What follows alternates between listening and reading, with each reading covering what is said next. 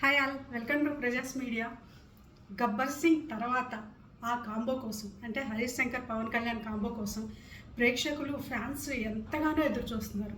గబ్బర్ సింగ్ ఎలాంటి మ్యాజిక్ చేసిందో ప్రత్యేకంగా చెప్పుకోనవసరం లేదు. మరి ఆ మ్యాజిక్ ఇంతకాలానికి థియేటర్స్లోకి అయితే వచ్చింది, కానీ మ్యాజిక్ వర్కౌట్ అయిందా లేదా? ఉస్తాద్ భగత్ సింగ్ ఇవాళ నుంచి థియేటర్స్లోకి వచ్చింది. రాత్రి నుంచే ప్రీమియర్స్ పడుతున్నాయి. సినిమా గురించి ఇప్పటికే మీకు రివ్యూస్ చాలామంది ఇచ్చుంటారు, కానీ నా రివ్యూ ఏంటో నేను చెప్పబోతున్నా. సినిమా అయితే చూశాను. సినిమా ఎలా ఉంది ముందు మాట్లాడుకునే ముందు స్టోరీ ఏంటో తెలుసుకుందాం. ఉస్తాద్ చిన్నప్పటి నుంచి కూడా పవన్ కళ్యాణ్కి పుస్తకాలు చదువుతూ భగత్ సింగ్ అంటే ప్రాణంగా చేసుకొని అన్యాయం ఎక్కడ జరిగినా తిరగబడుతూ ఉంటాడు. ఆ తర్వాత ఆ ఊరికి ఒక మాస్టర్ వస్తారు. ఆయన సారథ్యంలో ఈ పిల్లోడు ఇంకా కొంచెం పరిణతి చెందుతాడు. ఆ తర్వాత మాస్టర్కి పాలిటిక్స్ నుంచి ఆహ్వానం అందుతుంది. ఉత్తమ ఉపాధ్యాయుడిగా అవార్డు అందుకున్న తర్వాత సీఎం వచ్చేసి ఆయన రాజకీయాల్లోకి ఆహ్వానిస్తారు. ఆ తర్వాత ఆయన సీఎం అవుతాడు. సీఎం అయిన తర్వాత ఇటు చూస్తే పవన్ కళ్యాణ్ వచ్చేసి ఏసీపీ అవుతారు. ఇంకా సినిమా అక్కడి నుంచి స్టార్ట్ అవుతుంది. సీఎం మీద మర్డర్ అటెంప్ట్ జరుగుతుంది. ఎవరు చేశారు, ఏంటి, అసలు ఎందుకు చేయాల్సి వచ్చింది అని చెప్పేసి ఆ తర్వాత వాళ్ళని ఉస్తాద్ భగత్ సింగ్ ఎలా ఎదుర్కొన్నాడు, ఏంటి, అవన్నీ చాలా ఆసక్తికరంగా నడుస్తాయి. సినిమా ఎక్కడా కూడా బోర్ అనిపించదు. శ్రీలీల, రాశికన్నా ఉన్నారు, కానీ వాళ్ళ పాత్రలు కూడా ఎంత మేరకు ఉండాలో అంత మేరకే ఉన్నాయి తప్ప అతిగా అయితే లేదు. ఇక ఈ సినిమాలో ముఖ్యంగా చెప్పుకోవాల్సింది పార్థివన్ గురించి. పార్థివన్ అయితే జీవించేశారు, అద్భుతంగా ఉంది. ఇక హరీష్ శంకర్ వచ్చేసి మ్యాజిక్ అయితే 100% చేశారు. గబ్బర్ సింగ్ మ్యాజిక్ని అయితే 100% రిపీట్ చేశారు.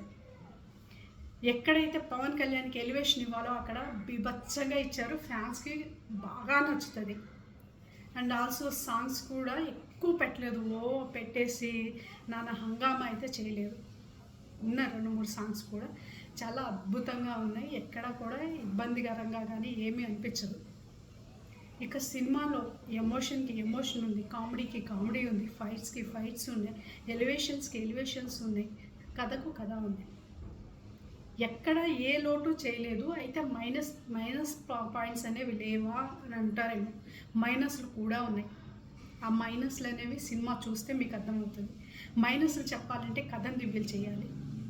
కథను రివీల్ చేయకూడదు కాబట్టి నేను మైనస్ పాయింట్స్ని ఎలివేట్ చేయడం లేదు. సినిమా స్లో నెరేషన్ ఏం లేదు. మైత్రి మూవీ మేకర్స్ వారు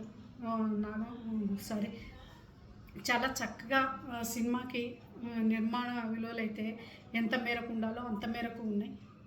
కొన్ని సన్నివేశాల్లో ఎంత అద్భుతంగా తీశారంటే అసలు ఆ సన్నివేశాలు చూస్తుంటే గూస్ బంప్స్ వస్తాయి. ఒక టెంపుల్ దగ్గర రథం లాగే సన్నివేశం కానీ చాలా హై లెవెల్లో ఉంది. నాగవంశి ఎక్కడా ఆయన కాంప్రమైజ్ అయినట్టుగా ఎక్కడా అనిపించదు. ఇక సినిమా ఏదో సిటీలోనో ఏదో కాదు, ఒక అడవిలో చాలా మేరకు అడవిలోనే తీశారు. అడవిలో తీసినప్పటికీ కూడా మనకి ఎక్కడా బోర్ అనిపించదు, చాలా అద్భుతంగా అనిపిస్తుంది. సినిమా అంతా చూసిన తర్వాత ఫ్యాన్స్ అయితే పక్కాగా కాలర్ ఎగరేస్తారు, డౌటే లేదు. అంత బాగుంది సినిమా. ఇక నా రేటింగ్ అంటే సినిమాకి 3.5. Thank you all.